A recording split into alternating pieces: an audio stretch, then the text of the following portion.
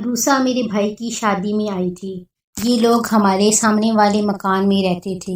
قریبی پڑوسی ہونے کے ناطے گھر آنا جانا تھا۔ عروسہ بے حد خوبصورت لڑکی تھی۔ اس کی خوبصورتی ہر کسی کو اپنی طرف متوجہ کر لیتی تھی۔ جب میں نے پہلی بار اسے دیکھا تو اس کی دلکش ہنسی اور منموہنی صورت کے باعث میں بھی اس پر فدا ہو گئی۔ جی چاہا فوراً اسے اپنی دوست بنا لوں۔ وہ پہلی بار جب ہمارے گھر آئی میں نے خوب خاطر مدارت کی۔ والد صاحب کی اجازت نہ تھی کہ میں پاس پڑوس میں جاؤں، لہٰذا دوستی کے باوجود ان کے گھر میں بہت کم آیا جایا کرتی تھی۔ وہ جب چاہتی ہمارے گھر آ جاتی، کوئی روک ٹوک نہ تھی۔ بھائی زلفی کی شادی ہوئی تو امی نے عروسہ اور اس کے گھر والوں کو بھی شادی کارڈ بھیج دیا۔ یوں وہ شادی میں آ گئی۔ میرا منگیتر کاشف جو کہ پھوپھی زاد بھی تھا، وہ بھی دوسرے شہر سے آیا ہوا تھا۔ اس نے جب عروسہ کو دیکھا تو اس کی آنکھیں کھلی کی کھلی رہ گئیں۔ وہ پلک جھپکنا بھول گیا۔ بتاتی چلوں کہ مجھ سے منگنی بھی اس نے اپنے والدین سے اصرار کر کے کروائی تھی۔ بچپن سے ہم ایک دوسرے کے شدائی تھے۔ پھپھو اس کی شادی چچا کے بیٹی کلثوم سے کرنا چاہتی تھی، لیکن اسے وہ پسند نہ تھی۔ اس نے ضد کی کہ مجھے صدف سے شادی کرنی ہے۔ بہت دنوں تک خاندان میں یہ جھگڑا چلتا رہا۔ پھپھا نہیں چاہتے تھے کہ میرا کاشف سے رشتہ کریں۔ ایک دن اس نے غصے میں کوئی ایسی دوا کھا لی کہ اس کی جان پر بن گئی۔ کاشف کو اسپتال لے گئے۔ وہ 6 دن موت اور حیات کی کشمکش میں مبتلا رہا۔ اس کی حالت دیکھ کر پھپھا کے تو ہوش اڑ گئے۔ انہیں ہتھیار ڈالنے پڑے۔ یوں اس نے اپنی بات منوا لی اور میرے ساتھ اس کی منگنی ہو گئی۔ میں اور کاشف اکٹھے کھیل کر بڑے ہوئے تھے۔ تبھی سے ہمارے دلوں میں محبت جاگی تھی۔ باشعور ہونے کے بعد جدائی کا تصور ہمارے لیے سوہان رو تھا۔ والد صاحب مالی طور پر مستحکم ہو گئے تو انہوں نے پھپھو کو حصے کے بدلے میں رقم دے کر مکان خالی کرا لیا اور وہ سسرال جا کر بسیں۔ سب گھر والوں نے ان کے جانے سے سکون محسوس کیا، لیکن میں واحد فرد تھی جو بے سکون ہو گئی تھی، کیونکہ مجھے کاشف سے دوری بے قرار رکھتی تھی۔ وہ بھی میرے لیے اتنا ہی بے چین رہتا تھا جس قدر میں۔ اکثر بھائی سے ملنے ہمارے گھر آ جاتا، کیونکہ میرے بھائی سے اس کی گہری دوستی تھی۔ آج اسی بھائی کی شادی پر وہ آیا تھا۔ کافی دنوں بعد اس کی آمد نے میرے دل میں پھول کھلا دیے تھے۔ موقع بھی خوشی کا تھا۔ شادی والے گھر میں بات کرنے کا زیادہ موقع ملتا ہے، کیونکہ وہ شادی کے کاموں میں بڑھ چڑھ کا حصہ لے رہا تھا۔ وہ کسی نہ کسی شے کے سلسلے میں میرے پاس آتا۔ ہم ایک دوسرے کے ساتھ رابطے میں تھے۔ جانتی تھی کہ میرا منگیتر مجھ پر فدا ہے، تبھی بات کرنے اور روبرو آنے کی موقع تلاش کرتا رہتا۔ یہی حال میرا بھی تھا۔ اگر وہ کچھ دیر نظر نہ آتا تو نگاہیں اسے ڈھونڈنے لگتی۔ ہمارے دلوں میں محبت کا کھیل جاری تھا کہ اچانک عروسہ کا حسین چہرہ اس کی نگاہوں میں کچھ اس طرح ٹھہر گیا جیسے نیل کنول گہری جھیل میں ایک جگہ رک جاتا ہے تو پھر وہاں سے ہٹتا نہیں۔ اس روز ہم سبھی کمرے میں بیٹھے تھے کہ اچانک عروسہ آ گئی۔ اس نے سلام کیا اور ایک نظر ہمارے من چاہے مہمان پر بھی ڈالی۔ اس وقت کاشف کے ہاتھ میں گلاب کے پھولوں کا ایک گلدستہ تھا۔ کبھی کبھی ایک نظر بھی بڑا کام کر جاتی ہے۔ عروسہ کے تیز ذہن نے فوراً کام دکھایا۔ اس نے بغیر کسی تعارف کے میرے منگیتر کو متوجہ کرنے کی خاطر ایک انوکھی درخواست کر دی۔ سنیے، ایک گلاب کا پھول اس گلدستے سے نکال کر مجھے دے دیں، میں نے بالوں میں لگانا ہے۔ اس کے اچانک مخاطب پر کاشف کی محویت ٹوٹ گئی۔ اس نے کسی معمول کی طرح ایک لمحہ ضائع کیے بغیر پھولوں کے بندھے ہوئے گلدستے سے بہترین تر و تازہ پھول اس کی طرف اس طرح بڑھا دیا جیسے عروسہ کے لبوں سے نکلے ہوئے اس ایک جملے نے اس پر سحر طاری کر دیا ہو۔ اسے یہ یاد نہ رہا کہ میں، بھیا اور خالہ امی کے ساتھ کمرے میں بیٹھے ہوئے ہیں۔ اس نے یوں حکم کی تعمیل کی جیسے عروسہ ملکہ ہو اور وہ اس کا غلام۔ اس وقت دونوں کے سوا کمرے میں ہر ذی نفس غیر موجود ہو گیا تھا۔ عروسہ نے پھول لیا تو لبوں پر ایک منموہنی سی مسکراہٹ کھل گئی۔ اس نے مجھ سے کہا، میں تیار ہونے تمہارے پاس آئی تھی۔ تمہیں بال بنانا خوب آتے ہیں، پلیز میرے اچھے سے بال بنا دو۔ اچھا، میں نے بجھی آواز میں جواب دیا۔ تم میرے کمرے میں چلو، ابھی آتی ہوں۔ اس وقت امی کے کمرے سے اٹھ کر کہیں جانے کو جی نہیں چاہ رہا تھا جہاں کاشف بیٹھا تھا، لیکن عروسہ نے کچھ ایسی اخلاقی بیٹری ڈال دی کہ اس کے پیچھے جاتے ہی بنی۔ جاتے ہوئے دل میرا کمرے میں رہ گیا تھا کہ جہاں کاشف بیٹھا تھا، لیکن اس کا دل اب میرا نہیں رہا تھا۔ بددل ناخواستہ عروسہ کے بال بنائے، اس نے جوڑا بنوایا اور کہا، اب یہ گلاب کا پھول میرے جوڑے میں لگا دو۔ جو میں تمہارے رشتہ دار لڑکے سے مانگ کر لائی ہوں وہ محض میرا رشتہ دار نہیں ہے، میرا منگیتر بھی ہے، میری پھپھو کا بیٹا ہے۔ اسے لڑکا کہنے کی بجائے ادب سے پورا نام لو، میں نے جتلایا تاکہ کسی قسم کی غلط فہمی نہ رہے۔ نام سے کیوں کر پکاروں جبکہ نام مجھے معلوم نہیں؟ اس نے بڑی ادا سے کہا۔ کاشف نام ہے اس کا۔ چالاکی سے عروسہ نے مجھ سے اس کا نام بھی معلوم کر لیا۔ میں جس ایک نظر کو لمحاتی سمجھی تھی وہ لمحاتی نہیں تھا۔ کاشف پہلی نظر میں اس کے حسن کا شکار ہو گیا تھا۔ جانتی اگر تو کبھی دوبارہ عروسہ کا چہرہ اسے دیکھنے نہ دیتی۔ اس سے قبل دونوں نے ایک دوسرے کو نہ دیکھا تھا۔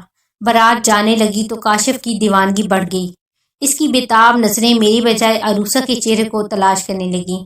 میں بار بار اس کے سامنے آ جاتی، وہ میری طرف دیکھنے کی بجائے ادھر ادھر دیکھ رہا ہوتا جیسے کسی کو ڈھونڈ رہا ہو۔ کاشف نے برسوں کی چاہت کو ایک لمحے میں بھلا دیا، یہ تک بھلا دیا کہ میں اس کی ہونے والی شریک حیات اس کی منگیتر ہوں۔ وہ مجھ سے عروسہ کے بارے میں پوچھنے لگا کہ یہ لڑکی کون ہے، کہاں رہتی ہے، جیسے وہ ہوش میں نہ رہا ہو۔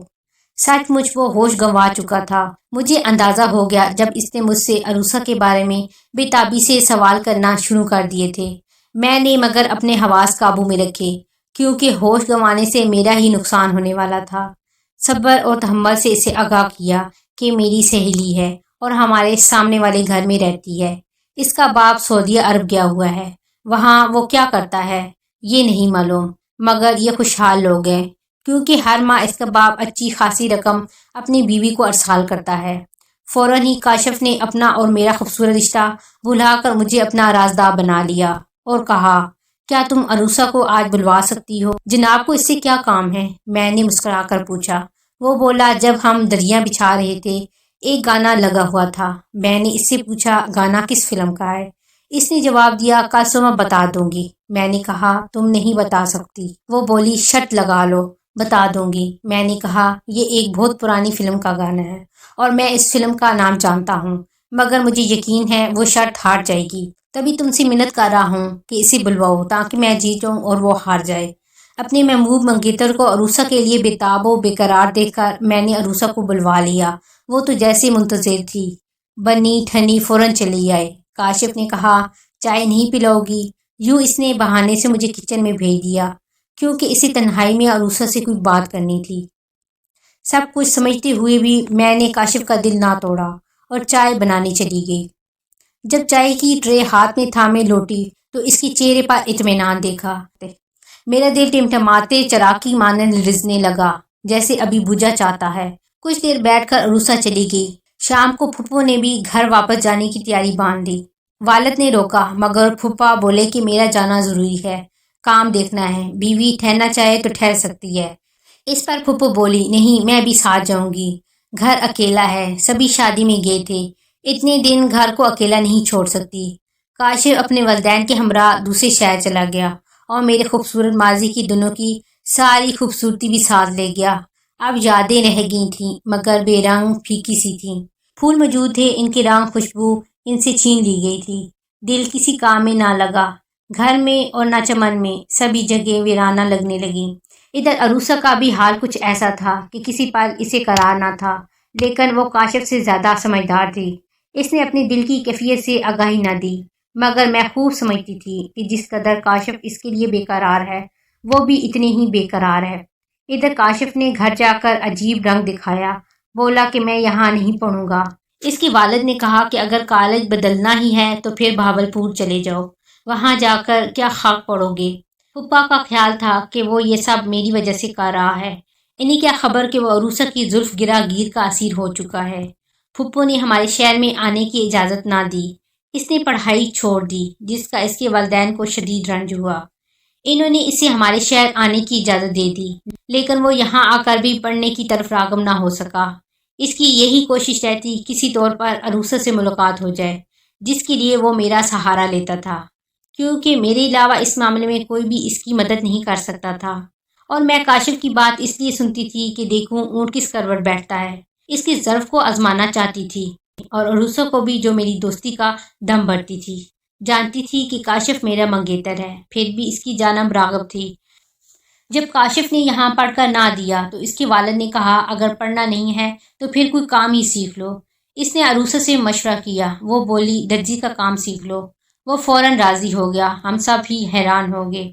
والد اسے انجینئر بنانا چاہتے تھے اور وہ درزی بننا چاہتا تھا۔ تب معلوم ہوا کہ عروسہ کے والد سعودی عربیہ میں ٹیلر ماسٹر ہیں اور اس لڑکی کے خیال میں یہ پیشہ بہت اعلیٰ ہے۔ جب سے اس کا باپ وہاں گیا تھا خوب پیسہ بھجوا رہا تھا۔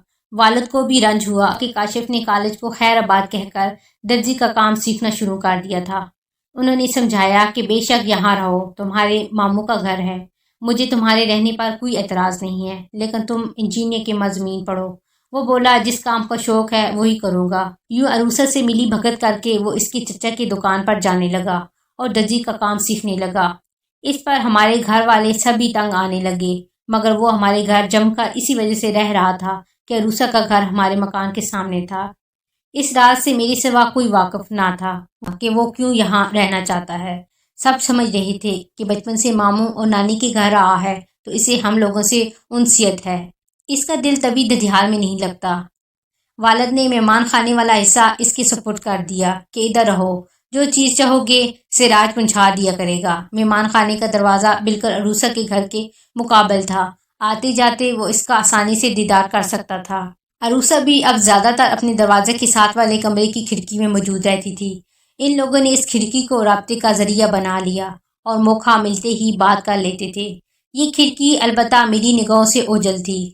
عروسہ جب آتی وہ اس طرح کاشف کا ذکر مجھ سے کرتی جیسے اس کی محبت کا مذاق اڑانے آئی ہو۔ اللہ جانے وہ بے وقوف بنا کر محظوظ ہو رہی تھی، یا یہ ظاہر کر کے کہ وہ سنجیدہ نہیں ہے مجھے بے وقوف بنا رہی تھی۔ مجھے خبر نہ تھی کہ عروسہ بھی کاشف سے محبت کرتی ہے یا نہیں، مگر یہ اندازہ اچھی طرح تھا کہ کاشف اس کی چاہت میں بے حد سنجیدہ ہے۔ مجھ سے بے اختیار اپنے دل کا حال کہنے لگا تھا۔ ذرا بھی اسے اس بات کی پرواہ نہیں رہی تھی کہ میرے دل پر کیا گزر رہی ہوگی۔ اس قدر منت سماجت سے وہ عروسہ کو بلانے کو کہتا کہ میں بس منہ ہی تکتی رہ جاتی تھی۔ محبت کے معاملے میں وہ اتنا خوش قسمت انسان نکلا کہ جس کی خوش قسمتی کا اندازہ نہیں لگایا جا سکتا۔ اس کی منگیتر ہی اب اسے عروسہ کے ساتھ محبت کے مراحل طے کرا رہی تھی۔ وہ لڑکی جس کی خاطر منگنی کرنے کے لیے اس نے زہر تک کھا لیا تھا۔ عید آ گئی، اس کے والد نے اسے اپنے گھر میں عید کرنے کا حکم دیا۔ وہ عید پر بھی جانا نہیں چاہتا تھا، لیکن میرے ابو نے اسے والدین کے پاس عید کرنے کے لیے مجبور کر دیا۔